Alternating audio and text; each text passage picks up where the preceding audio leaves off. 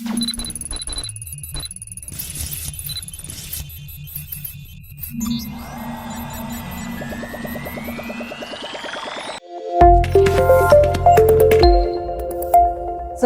warahmatullahi wabarakatuh. Bismillah, alhamdulillah, salatu wassalamu ala rasulillah wa ala alihi wa sahbihi wa mawalah wa la hawla wa la quwata illa billah. Allahumma salli ala Sayyidina Muhammad wa ala ali Sayyidina Muhammad, amma ba'd. Anak-anakku yang dirahmati Allah subhanahu wa ta'ala, sebagai seorang muslim, sebagai seorang umat Rasulullah sallallahu alaihi wasallam, tentu kita tahu bahwa kita terus menerus dituntut untuk memperkaya ilmu pengetahuan, untuk mencari ilmu. Demi memperluas ilmu pengetahuan kita, maka kita perlu membekali diri dengan nalar yang kritis. Kenapa demikian? Karena seorang pelajar yang bernalar kritis, dia tidak akan serta-merta menelan informasi yang dia dapatkan mentah-mentah. Dia tidak cepat kagetan, dia tidak cepat gumunan, sehingga dari informasi tersebut akibat sikap yang reaktif dia akan memutuskan satu keputusan yang gerasa-gerusuh yang menimbulkan penyesalan. Bisa jadi kemudian terjadi kemafsadatan dan kerusakan yang berakibat pada dirinya dan orang lain. Seorang yang bernalar kritis, dia akan mencari sumber-sumber informasi yang lain, dikaitkan dengan logika, dengan data, dengan fakta. Jadi tidak langsung dia menerimanya saja. Seorang pelajar yang bernalar kritis secara otomatis dia akan membentuk dirinya menjadi pribadi yang tangguh, berkarakter dan cerdas.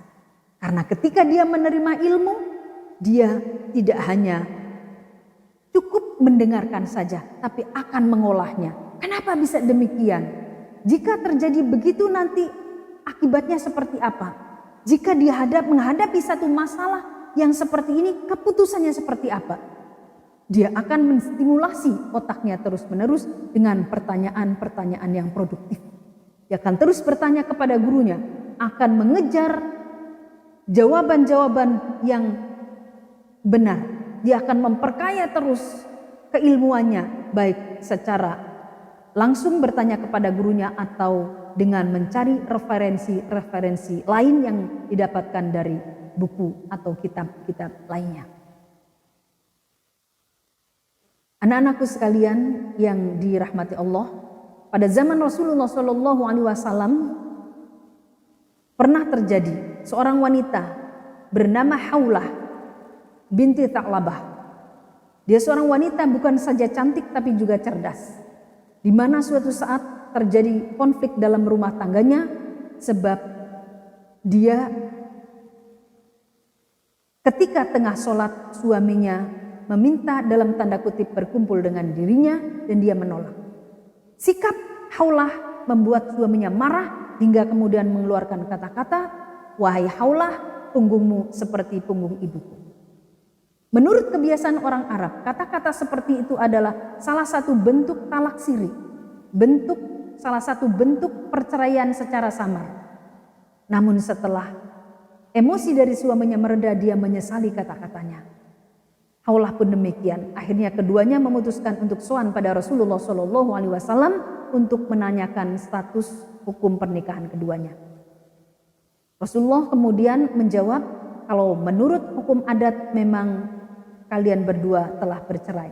Akan tetapi secara hukum Islam tidak bisa saya memutuskannya karena saya menunggu dauh dari Allah Subhanahu wa taala.